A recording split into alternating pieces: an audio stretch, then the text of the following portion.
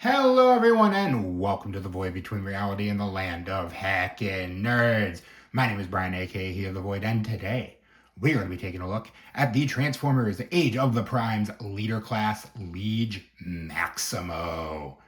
And yeah, here's the latest of the Primes, one of the last Primes to come out. We're just waiting on the repaint of Vector Prime, and all of them will be out. So, yeah, let's just go ahead and get into it. I will give you a quick look at Lay Noggin. Great noggin. Fantastic noggin, even. Liege Maximo is just... I was trying to find out what he was the prime of, but everything I looked up just said that he's evil. He's apparently the prime of chaos, I believe, from what I read from various sources. But everyone is just like, yeah, he's just freaking evil.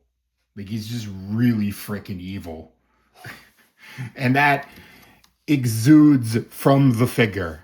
Just the way he is designed, the coloration. First of all, the olive green on the lighter green, and then just the chords. This is a great color scheme. I really do love this color scheme, and I apologize in advance. It's going to be difficult to get this guy in camera because he is very tall. This comes detached, by the way. This will, just for storage or for shipping purposes, but this does come detached. Was there anything else? No, I think that was the only thing.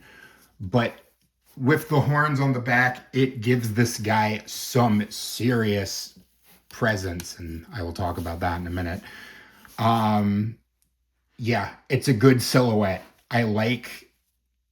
If you're going to make a figure of a character whose defining trait is frickin' evil, it's a good way to do it. It's a good way to do it.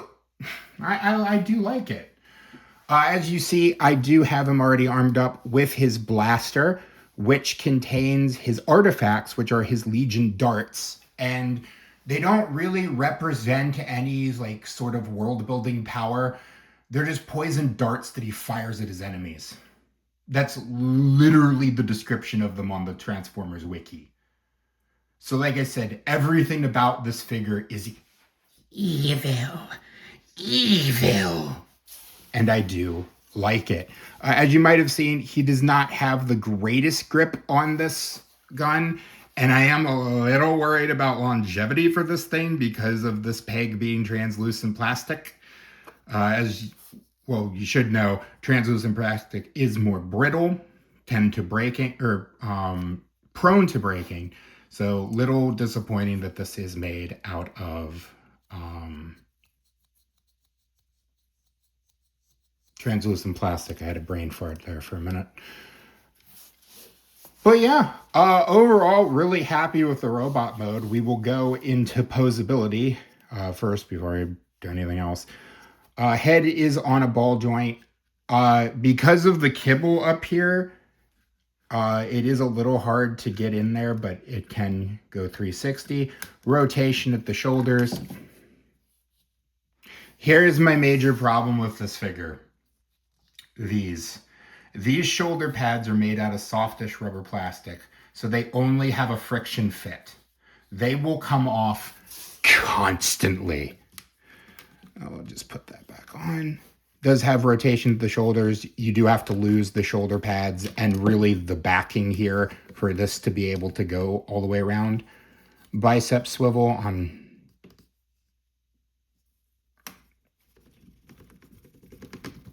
Okay, enough of that. Does have some bend at the elbow and some hand articulation. The fingers do a sort of knuckle flip over, and bend at the elbow articulation or wrist articulation on the Unicron nipple, bolt, mushroom, peg, evil. Of course, he's evil, so he must contain Unicron's nipples. Can do a 360 at the waist, can kick forward that far, back that far, can do the splits. Has a swivel there, bend at the knee, and he does have a little toe articulation. So overall, actually I need to take this off for a second to show you something. Overall, good robot mode. One other gimmick that you can do is that you can flip in, I think it goes, I always forget what way this goes. The reason you don't want to come out. Come on. There we go. So you can flip in the hand. Actually, I think it does go. Does it go that way? Always forget. Okay, uno momento. Okay, so it does go this way.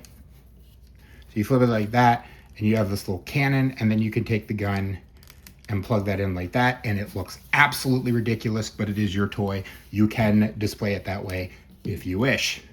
So we'll just go ahead and flip that back around, and we will go into transformation. The transformation is pretty straightforward and honestly kind of satisfying, minus these constantly falling off. So first things first, we're gonna come to the head of the figure. I will raise the camera for that. Come to the head of the figure. We're gonna take this section and fold this. Oh, first, I forgot. Unpeg the head, then you can fold the section back, slide the head in. This will also come off, by the way. You just get that back. He does have a slight case of the pops in certain areas, but it is what it is. Then you can just fold that forward and snap that into place. Then you're gonna take the horns and turn them, and then just fold that section down. Next, you're gonna come to the shoulders, and they're pegged in a little bit, so you're just gonna flex them open. Like, you know what? Sometimes it's better just to leave the shoulder pads off to the side, but once you get that open, you can come to the chest and swing this whole, like I said, the shoulder pads constantly come off. Fold that up, then you're gonna take the arms and swing them in and fold them so they are up like this, so that this section here is pointing in. Same on the other side, like that. And just turn the fists around as such. And there are 2 pegs on the arms and 2 slots on the chest, and you're just gonna fold them up and get them into place as such. Then we're gonna turn this around. Then we're gonna come down to the legs. We're gonna fold these heels in like that and just snap them together. Then we're gonna take this section of the leg and unpeg it and just swing it around to get it out of the way. Like so. Then you can come down here and combine the legs as such. Just make sure all of that is pointing the right way. And then there is a peg. Where's the peg? Oh, wait, hold on. You have to unpeg these 2 pieces here, and then you can take this whole assembly and fold that out, and just fold this up so you have that clearance. Then you're gonna swing these in like so, and there's gonna be, where's the peg? A peg here on the legs, and there's a slot on the underside there, and you're just gonna fold them down and here those snap into place. Then you're gonna do something that I actually really like. I like when the alt mode, did I get that on camera right? I hope. But let me do that again just so I know I got that on camera. Like I said, peg here, or hole here, hole there, just for my own peace of mind to make sure you got that. And that'll go in like that. I do like when they take the weapon or accessory and make it part of the robot or the vehicle mode. So you're gonna unpeg that and just swing that in. And there are gonna be 2 pegs here and here. And on the bottom of the ankles, there's gonna be 2 pegs here and here, or 2 slots here and here. And you're just gonna bring that in and that will peg into place. Then you're going to take these two halves here, and there's going to be a slot here that's going to go into the side of that weapon, like that. And then you just take the other side and snap that into place. Then you're going to take these two little sections and fold them down, turn the horns, they're facing forward, then come to the underside, and these will just peg into the side. And there you go. There you have Liege Maximo in his ship mode. I wouldn't call this a nothing burger, okay? There are some people who are calling this a nothing burger. I disagree.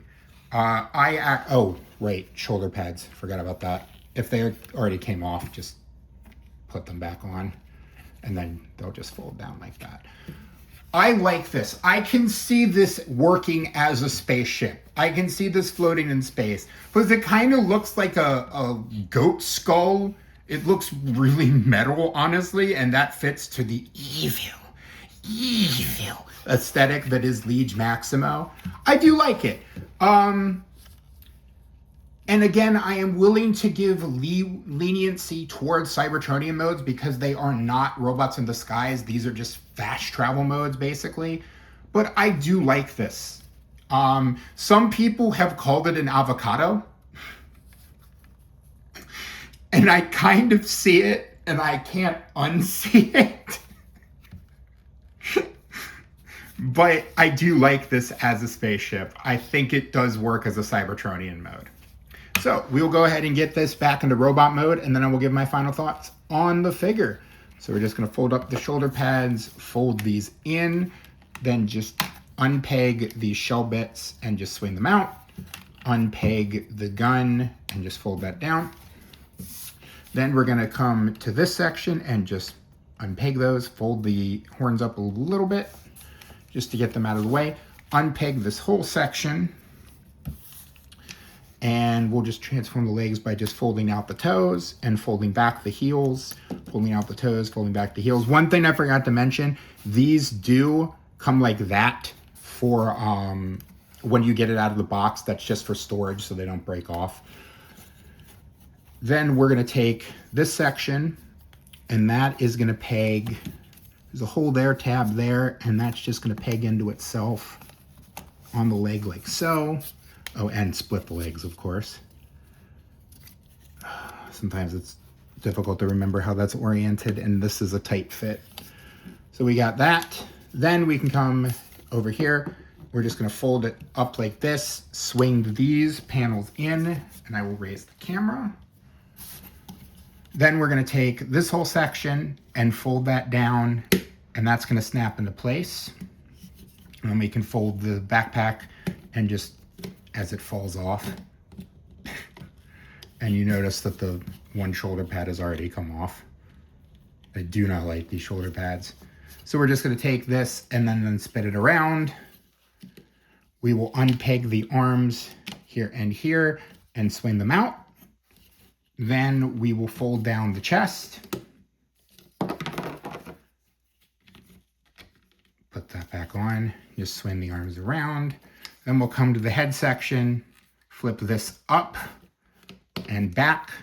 Now, you would think you'd have to reach in to get this, but if you are able to just kind of push your thumb down on this bit where it rotates, you are going to be able to get in there and just pull the head out. Nice and simple. And then just snap that in, fold these horns down, give him his gun, and there you go. There you have Liege Maximo back in his robot mode. Final thoughts on the figure. Do I like the figure? Do I recommend it? Yeah. Yeah, on both counts. I absolutely recommend this figure, and I do really like this figure. I think they did a good job on this.